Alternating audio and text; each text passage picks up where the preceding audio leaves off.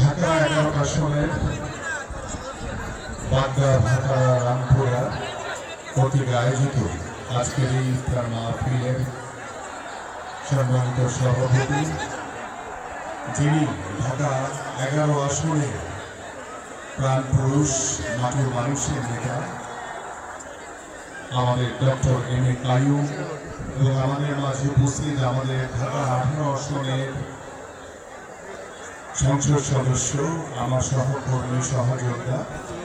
জনাব S M Jahangir Hossain, এবং আমাদের মাঝে উপস্থিত আরেকজন আমার সহকর্মী সহযোদ্ধা, যিনি আন্দোলন সংগ্রামে অগ্রভাগে থেকেছেন, বর্তমানে ঢাকা উত্তর সিটি কর্পোরেশনের